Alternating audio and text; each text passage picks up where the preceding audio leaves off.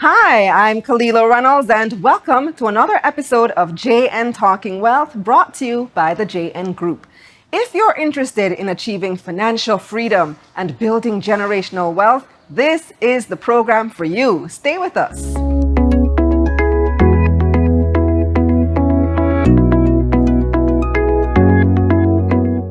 Now, the words saving and investing are sometimes used interchangeably, but when it comes down to it, we should be engaged in both to secure our financial future. If you're not doing either, the time to get started is now. Our JN experts are back with us on this week's episode of JN Talking Wealth to discuss how saving and investing go hand in hand when it comes to building a solid financial future. Today, we'll be joined by Petal James, Chief of Retail Sales at JN Bank, and later, Delories Jones, Senior Vice President of Sales, Strategy and Marketing at JN Fund Managers Limited. But before we start our discussion, let's turn our attention to the spotlight.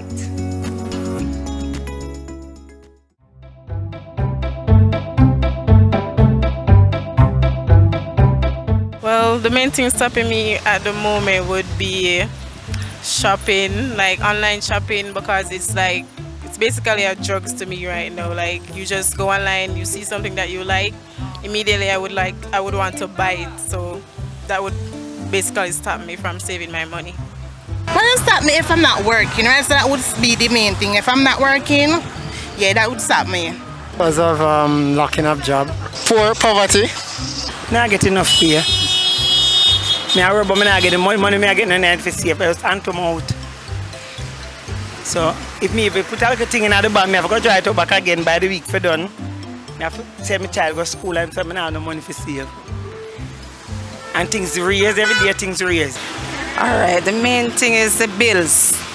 Sometimes the bills are very high, and then if you have children and you have food, you just have to try and budget. That is the main thing. So you can barely, because cost of living gone up, you can barely find money sometime. If you're not smart, you can't find it. The salary I get, I can only save probably a third of it, so I do the best I can. Welcome back, Petal. It's so good to see you again. Thank you, Kalilah. It's good to be here. We're talking about savings. So typically, how much should people be saving each month? Person should save at least 10% of what they earn, Kalilah, in your savings account. So it's always good to have at least 10% put aside each month, each fortnight, each week in your savings account. It's always also good to save first before you start spending. Pay yourself first. Pay yourself first before you start spending. In fact, you are supposed to always have at least 3 months of your salary in savings, just in case anything happens. Emergency fund. Emergency funds. Good idea.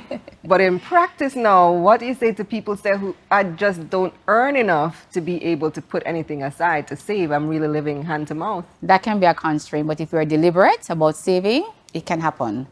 A lot of us use our income as a benchmark to borrow.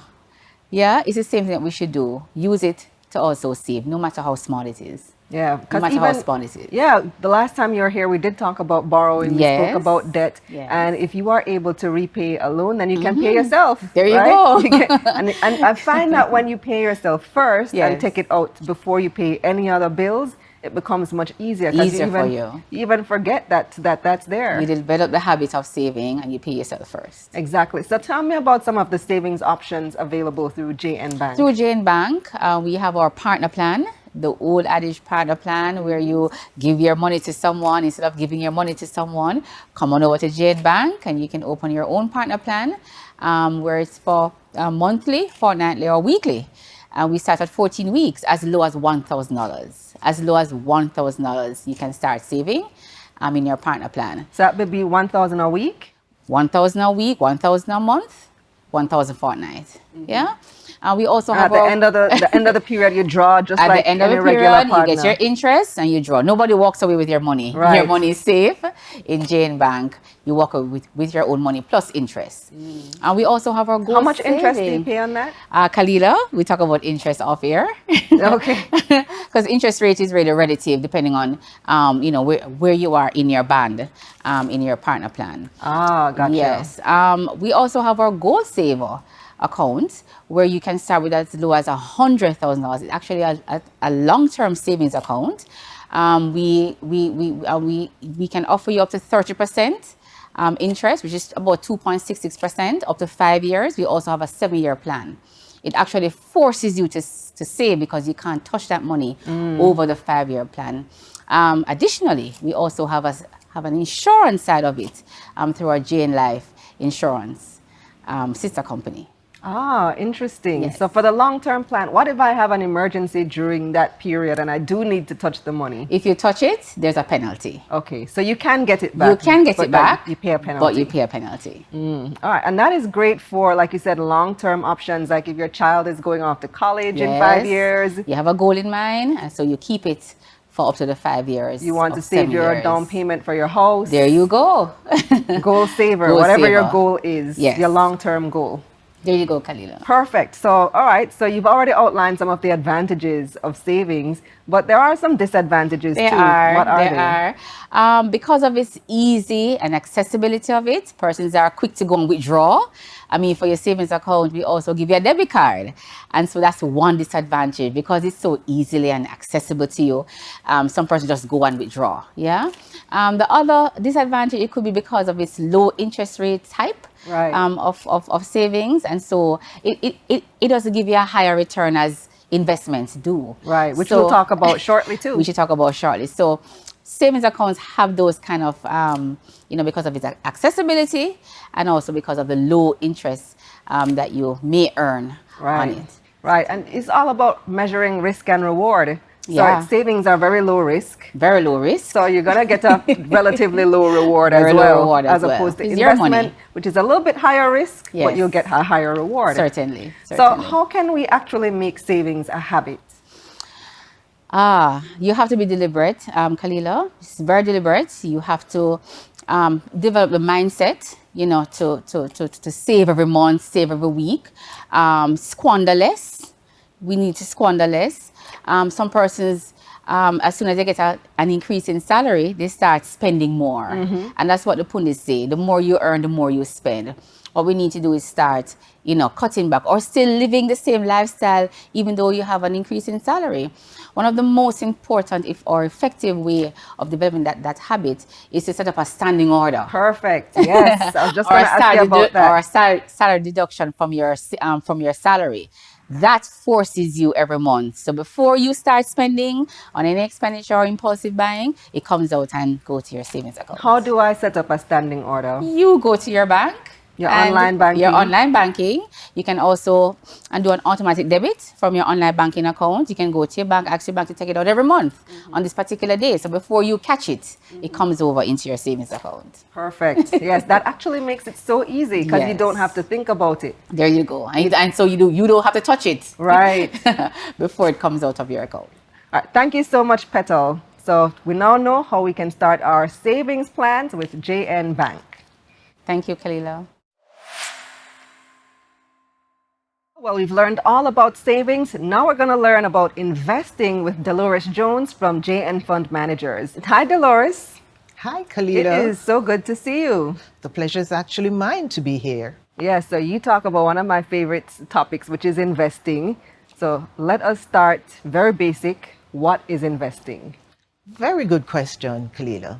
Investing is actually the act of putting your money in a scheme of arrangement or in an asset that will actually earn you a profit or additional income. So you make your money work for you. Absolutely. Now, a lot of people think that you need a lot of money to start investing. So how much money do you really need to start? I mean, it depends on you as an individual. It depends on your lifestyle and basically how much money you have. But an individual with $5,000 can actually start. Jamaican dollars. 5,000 Jamaican dollars can actually start an investment plan. Investment is the process of putting your funds away for a rainy day. And it doesn't matter how much you have, there is a plan somewhere within an investment house in Jamaica and at Jane Fund Managers that will actually allow you to start an investment plan. So on that note, Delories, what are some investment options that people can look forward to with JN Fund Managers? JN Fund Managers provides our clients and the public with a suite of mutual fund products where an individual can start an investment with as low as 30 US or 5,000 Jamaican dollar.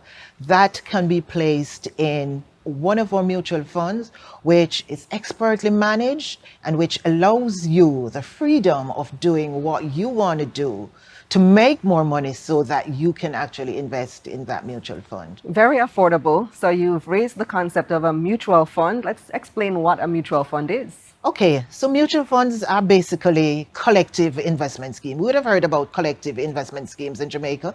Mutual fund, unit trust, same investments. It's pooling the monies, investments of many individuals and pooling it together and purchasing investment instruments that actually work to gain wealth for individuals. So mutual funds are actually managed portfolios that are managed by investment managers specifically assigned to that role in investment houses. So you're doing the work for me. I don't have to sit and think, what do I invest in? I don't know, when should I buy, when should I sell? I just buy into the fund and you do all the work. Absolutely. And I reap the benefits. Absolutely. And that makes sense because sometimes as individuals, we don't have the wherewithal to be watching what is happening. We don't even have the time. But when you invest in a mutual fund, that fund is solely managed and the sole job of the manager